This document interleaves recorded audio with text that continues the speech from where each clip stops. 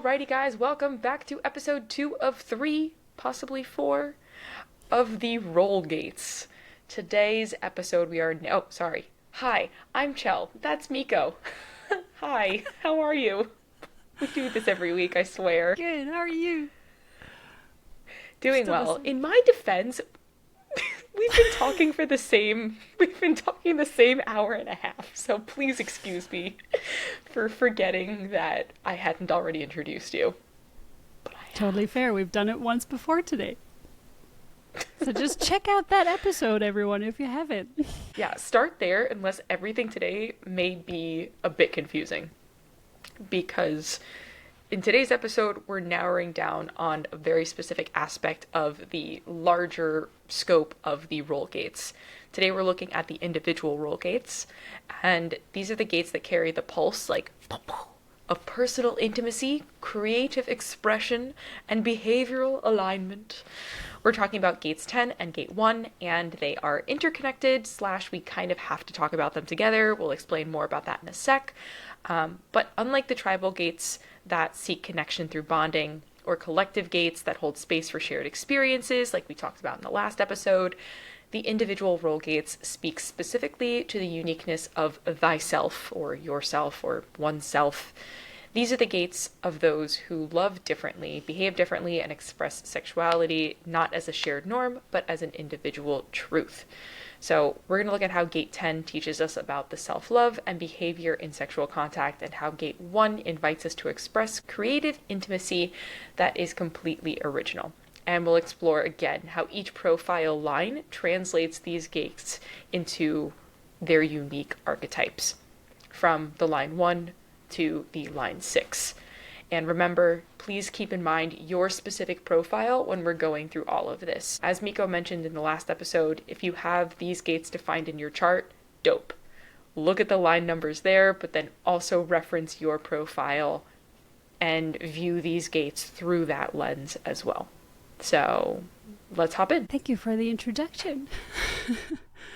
We are going to first look at Gate 10, and yes, Celestine, I mentioned it, we're kind of going to intermingle those two because it makes sense to take the internalization into consideration and then also add how you can express this unique potential that lies within you. So Gate 10 is known as treading on the tail of the tiger. That's what it's called, which is very vague in my opinion. And Gate 1 is called the creative. Gate 10, what you can see and what you will recognize when we're going through it, is actually describing the profile lines. So we're going to be describing the profiles, and this is kind of where it comes from. So Gate 10 has as line 1 the investigator. Everyone that has already watched our episode on the profiles will know what these are about. We're going to repeat them, maybe not in as much detail as we did in that episode. So do check it out if you would like to know more about the profiles. But here we talk about the investigator and line 1, who really needs to have a solid foundation whenever it starts to externalize something. So there are 2 elements to this. First, you need to create the foundation for you to feel right, because when you are looking out into the world, the good analogy for this would be that you feel like the world is built on sand, so it's not stable, and you need to figure out how you can cement the world. So figure out what you need to feel safe, what you need to feel like you have a solid foundation, and practice patience. Because the only way you're going to be able to externalize what it is you've investigated and dug deep into is going to be through the right timing. And this is where we come to Gate 1, the externalization, how you get to express your unique potential or your unique individual creativity. This is going to be through timing. Really learn to work with your strategy and your inner authority, because timing cannot be forced. There is nothing you can do about it. You really need to figure out when is the right time to share your foundation, and then all the investigation and all the foundation building is going to have a sense. It's going to make sense to you, and it's going to really be appreciated by others as well. The second line, the hermit, that is about someone who has a hidden talent or a gift, or multiple talents and multiple gifts, but they need to be called out. So those are the ones that we describe when we're talking about a house. You have the first line that has the foundation of the house. Then we have the second line, which is standing inside the house, lights on, painting their painting, but they cannot see outside. However, everyone else can see inside, and they can observe them and watch them. And when someone outside recognizes their talent and asks them to come out and paint a picture for them, that's when the second line can actually step into action. So the second line has natural barriers that protect themselves and their gifts and the talents. And they really need to figure out what call is the right call for them. Which one is going to make them feel good about actually sharing their gifts and talents with others. In order to do that, the second line needs to find pleasure and beauty in this externalization. And this made so much sense to me. How do you feel about this? Do you feel like, as a second line, sharing comes easy to you? Or, I mean, I know it doesn't, but please explain this to the audience. When connected in beauty and pleasure as well. Yeah, no, it doesn't come easily. I was thinking about, so random, but I was thinking about like softball, like being called out into a position to like play as a kid. How would I have known that I was like good at this sport, you know? But like I ended up playing one of the most challenging positions on the field at like 10, like shortstop and second. Like those are hard positions, you know? But someone else saw it in me. It's not like I was like trying to be shortstop in it. So that's the being called out piece that I didn't recognize. I still don't understand the beauty piece of it. Can you illuminate that a bit more for me? So it feels like, to me, when I was reading this, it was about you're not going to feel like sharing anything when you don't feel the beauty behind it. And when you feel like the people that are going to take it in or look at it are not going to be able to see that beauty. So for me, it can be when you're playing on the field. Once you've been invited out, you feel like, okay, I can actually do it. I feel like I can do it, or you feel like you're going to provide a nice performance for them. When it's about sharing your work or our podcast, for example, we're not going to produce an episode where we feel like it's first of all not going to attract people because it's useful information. So this is a beautiful thing that I feel like we're doing, because we're giving people the ability to take this knowledge and apply it for themselves, for them to become an even more beautiful being than they already are, or to express their true potential that lies within them.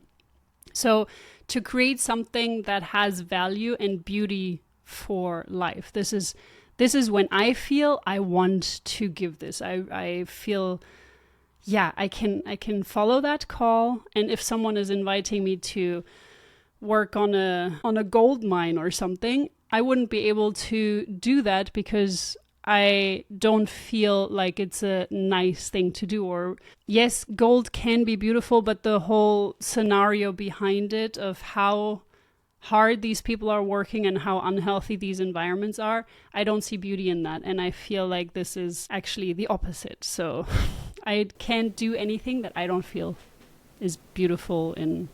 Okay, that's a really good description of it now. I have like a couple of scenarios that have made more sense. For me, it really does come down to like when I was working with dietitians, if I was explaining something to them about like the benefits of collaboration or like the benefits of them exploring their human design before they can take those next steps in their businesses, that like when I felt safe and secure in the moment and someone was asking me questions about it, I think me expressing it would then inherently show the beauty and like my passion for it. And then that would get the next person stoked on it. It needs to be the right timing through all of it, right? Like it needs to be like the right place, the right time, the right call out, like you said. Because there have been times where I don't feel called out and I'll overshare. And that's interesting, right? Because even being a manifester, not being called out and then oversharing, like it still sometimes doesn't come through on the other end. Or having been on other people's podcasts when they're like, oh, tell me a bit about yourself, which is such a vague, stupid question. That doesn't give me the prompt to give people enough about me. And I find that rather than taking advantage of that situation, I usually keep it to like 3 sentences. I know that those are very specific examples, but yes, if there's not more to it, and I guess beauty, I was just reading into that word a little bit too much, but if there's not more to it, if I don't see the reasoning behind it, I'm not going to answer, or I'm not going to like fully embrace the call out. Yeah, that does make sense. And it's not just beauty, it's also pleasure. So I feel like what you've described are things that bring you joy and pleasure as well, when you're able to share or when the right questions are asked for you to answer, not just vague. Yeah, for me, beauty, I think, is very connected to the heart, what touches the heart of people. And art, it's very emotional, it's very touching. Beauty is very touching. I just feel like anything, it doesn't have to be art, it doesn't have to look beautiful, but it has to feel beautiful. So the third line, we have the martyr. And this is someone where, yes, life bumps into you and you have this trial and error process. So this is always going to be the same, or this underlying theme where you have to try things out for yourself. And a lot of times if you tell the third line, oh, if you do that, this is going to happen. Don't do that. Like, for example, don't touch the candle flame, it's hot. The third line, and potentially also the 6th line in the first 30 years of their life, is going to touch that flame because they need to figure this out for themselves. They need to be like, hey, okay, you're telling me this, but I don't know if it's going to be the same for me as it is for you. So I need to figure this out on my own. I need to try this for myself. The thing about the third line, though, so this is the internalization process. The externalization of all of that is that in order to express what you've learned from this whole experimental process, you need to pay a price. And that's the challenge about all of this. Because when you are in your not self situation, you're going to pay a material price. But if you're in the self, in the right alignment of this line, you're going to pay the price of losing your individuality, quote unquote, losing it. So basically you're merging with the other, you're becoming part of the other, you're connecting with the other, and you're becoming bound together to something or someone else. And you're not this individual, which is very ironic because we're talking about individual role gates.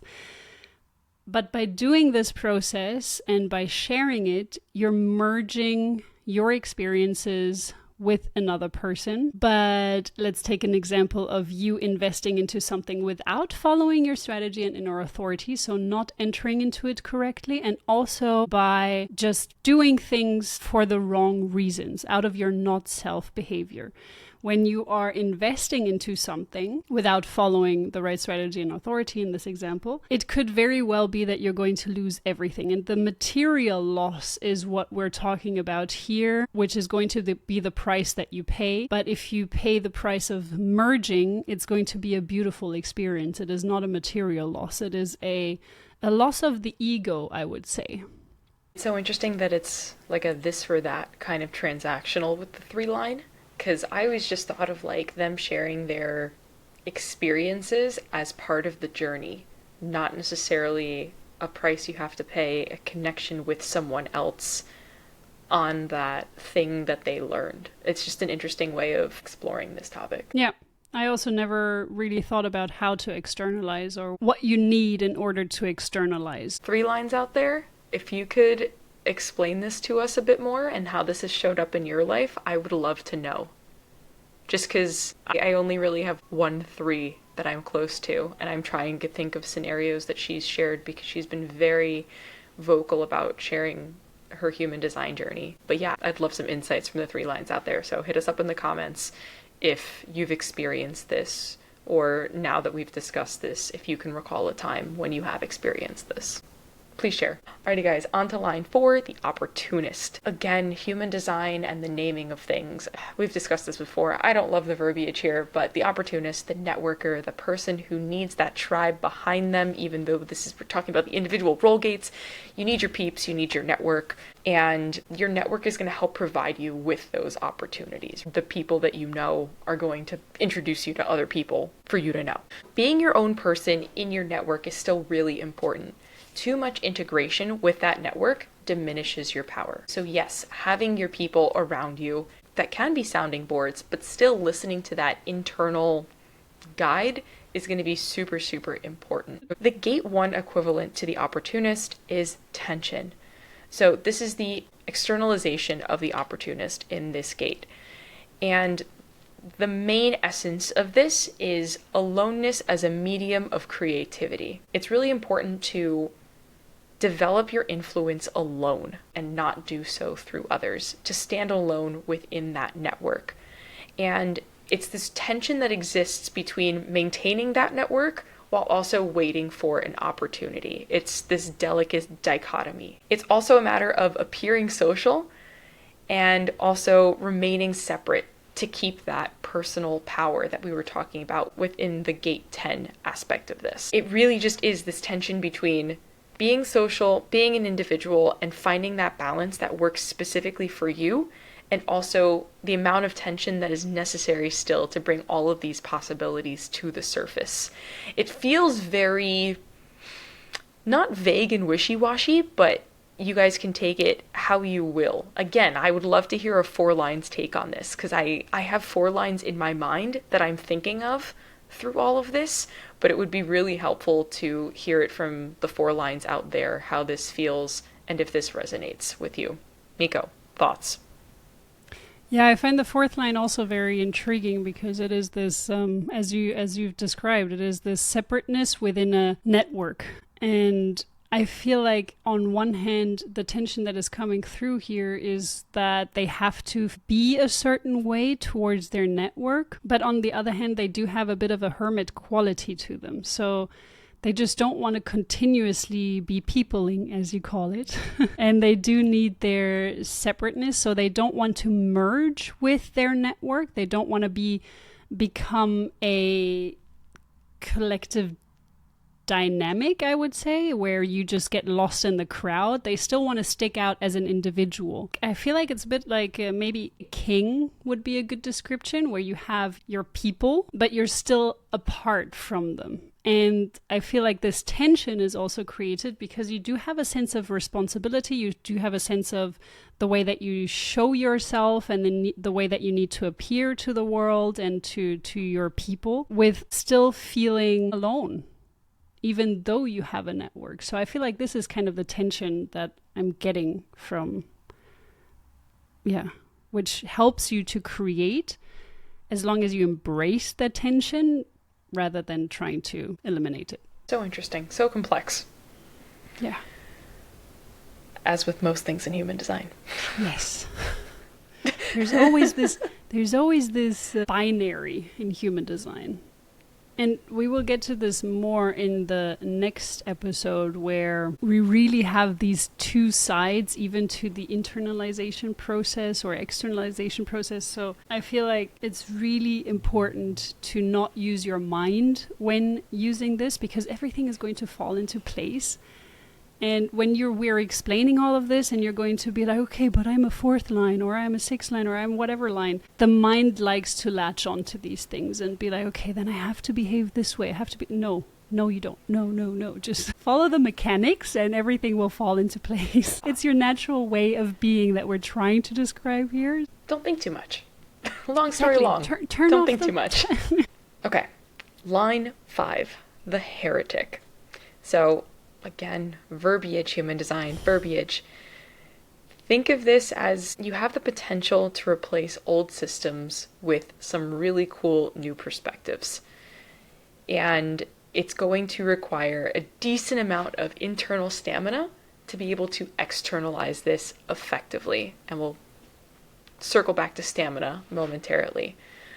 But It's also really important for that 5 line to stay with your processes even if you're uncertain in them, right? Like if you've felt a pull, if you've felt anything that is drawing you towards the thing that you're doing, stick with it. Carrying on that energy will also attract others when it's correct. So the stamina piece of this, the externalization of this, it requires persistence to be able to externalize effectively. Remember, if you guys are looking at the trigram, the 5 line, think of it as the second story of the house and you're in a window where it's blacked out from the outside, right? So it's the opposite of the 2, where you could look out, but people looking in, it can feel a bit vague, it can feel a bit masked. Think of it as like having tinted windows on a car, but on the second story of a building, so even more challenging to see, right? But if you're going to externalize the stamina, this energy, it needs to attract others correctly. They can't necessarily see in, right? They're just feeling this. It's also really important for the 5 line to continue on, even with the potential of rejection or a misunderstanding through all of this. Maintaining that power in that position is going to be extremely important as well. And I feel like as a manifester, like just thinking through if I were a 5 line or the 5 lines that I know, right? Like that can be extremely challenging to keep at it, to have faith and trust in that your truth is your truth and you have to keep reinforcing it, right? To keep informing in a manifestor's case. I know feels very challenging, right? So this 5 line, having the stamina to continue to push through and externalize what you want to create is so important. So think of this like the general from the collective role that we discussed in the last episode. You gotta be prepared for the long haul in all of this. And this line, this expression of this line has the power to call out others, but it needs to be done in a correct way, and it also needs to be done persistently, having the stamina to pull through for the long term. Have I said stamina enough? I feel like I haven't. Stamina. You just want to get to the sex gates already, don't you? You gotta have stamina for that too. Definitely. Yeah, that again also made so much sense to me when I heard this, because the 5th lines that I know, they do have so much stamina. It's just, wow, it's impressive. And I also feel like sometimes we may have a tendency, if we're not a 5th line, to be like, okay, just relax. Like, you don't have to keep going. But a lot of times they do. And that's their natural way of being, to keep going until their message has come across. Ra gave an example that is, I kind of like it, but not entirely.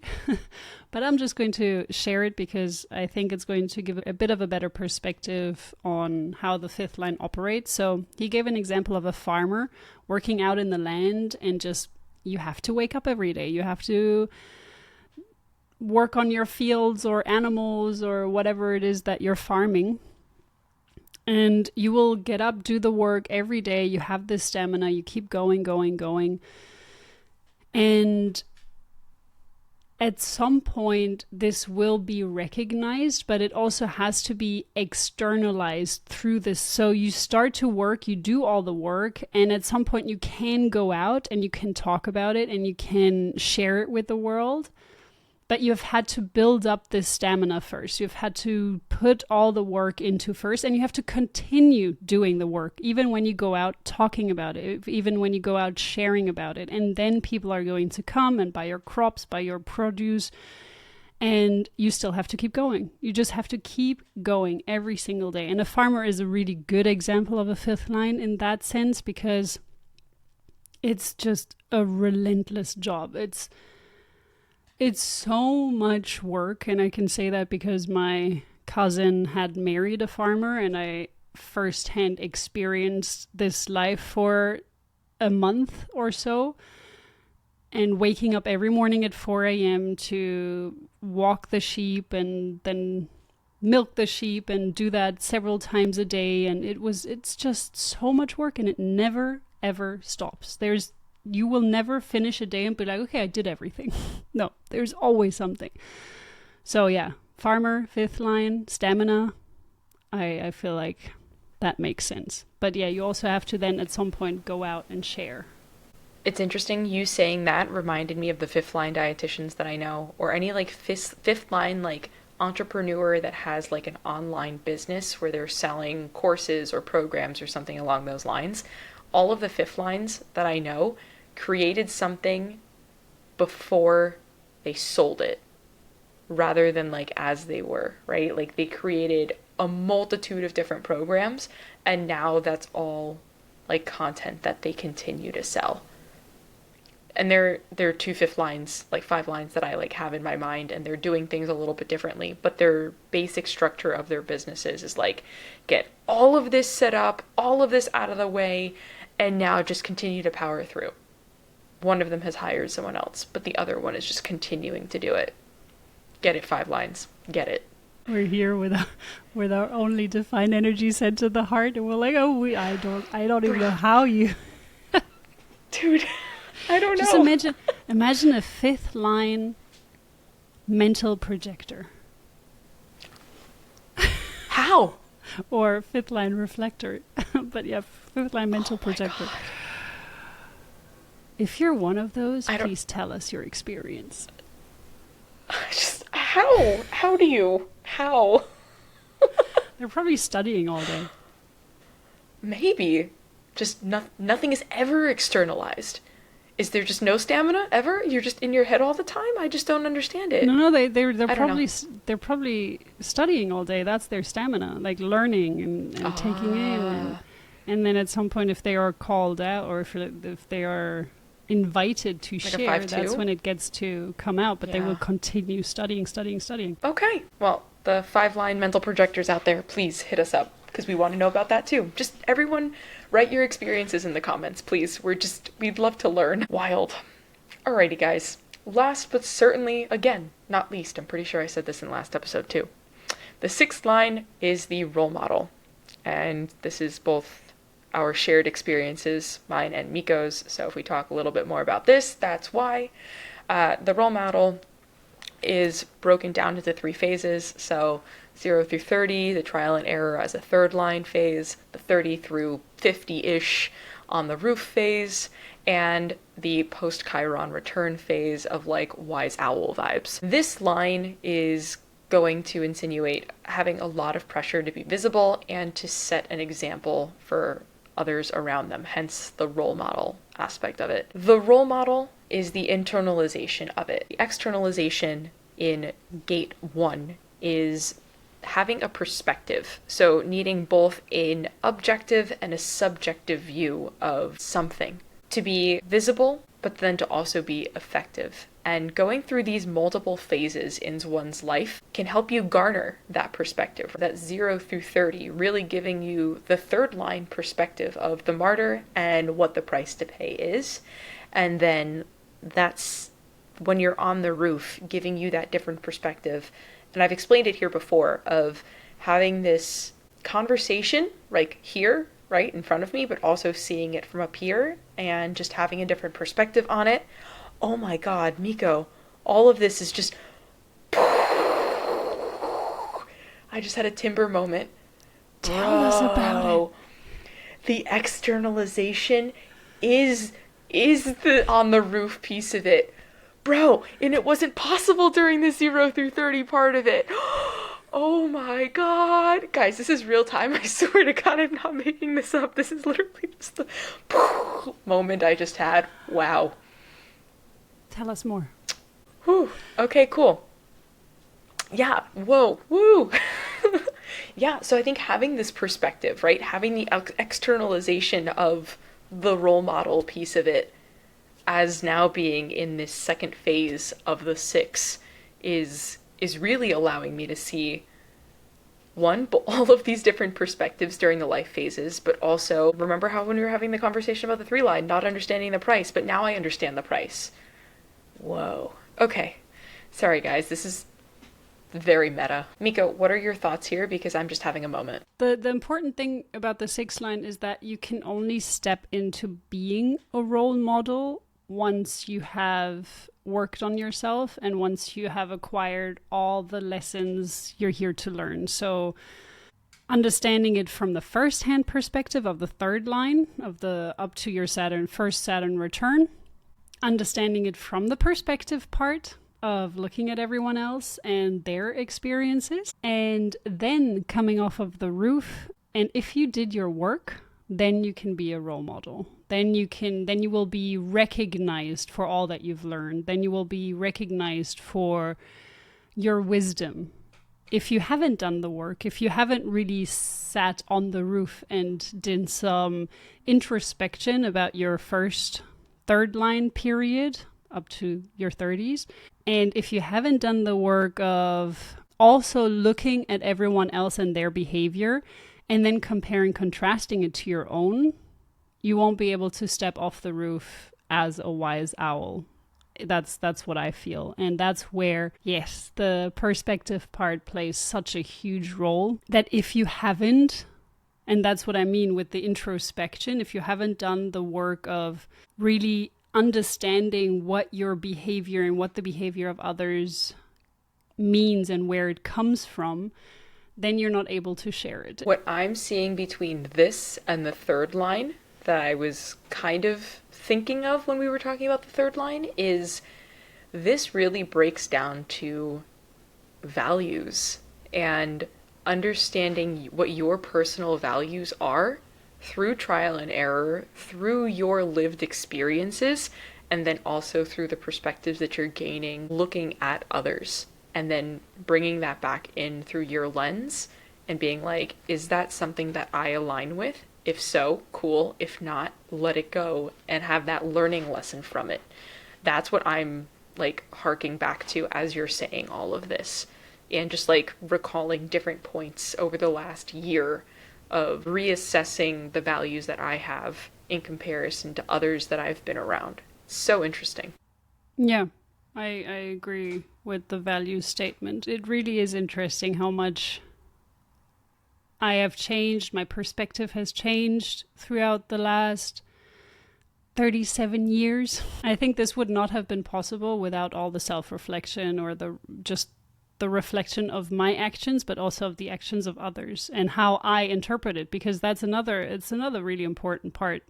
We all do wear different colored glasses. So even Celestina and I, while we're a 6'2" profile, our human designs are very different and our perspective is different because she's right-facing, I'm left-facing. And additionally to that, the perspective and the view is different. So it's always a really interesting point to make that the way that you reflect upon the world or do your introspections, the things that you've gone through are of course different, but also how you interpret the things that you go through and the things that you observe is going to be different.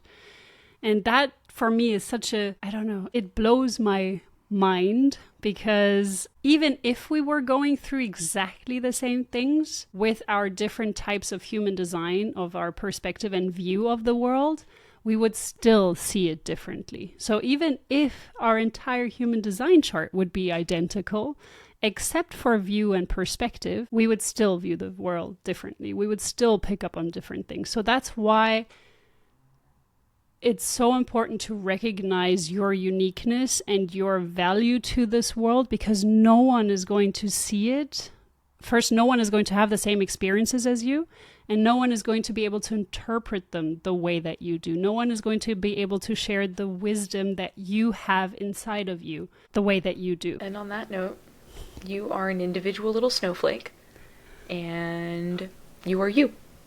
And your external world also makes you you, right? So, multifactorial. Alrighty, guys. Individual well, thank you for joining us on it. Individual little snowflake was just so cute. Oh my god. I haven't seen snow in like 2.5 years. So, I think snowflakes are still all different. Unique. Right? That probably hasn't changed. Alright, guys. Well, thank you for joining us for episode 2 of possibly 4. the individual role gates. Join us next week when we're going to be talking about the tribal role gates. If you haven't already and you like our podcast, hit subscribe, hit follow, give a thumbs up, whatever the other things that you can do to interact with the podcast. Leave a comment, tell us a little bit about your take on this, and if you have any other insights that we asked for throughout the episode, please go ahead and do that below. And see you next time. Bye, everyone. Hardcore, the Human Design Podcast.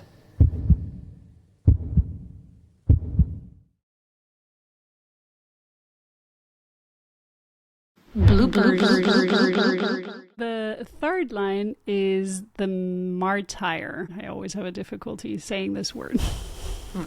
Martyr. Martyr. Because in German it's Märtyrer. That's why I always have a difficult... Too many letters. Yeah. So, the martyr. Say it like an American, the martyr. Oh my god. Sometimes you bring out this super, I don't even know, Californian accent like this. Yeah. I mean, I was like super close to LA living in Vegas, so That's true. it just comes natural now, you know? It's fine. Doesn't match your face. I just can't. I can't merge these two things together. Alrighty, on to line 4, the opportunist. I said tootist. God damn it. Tutti fruity.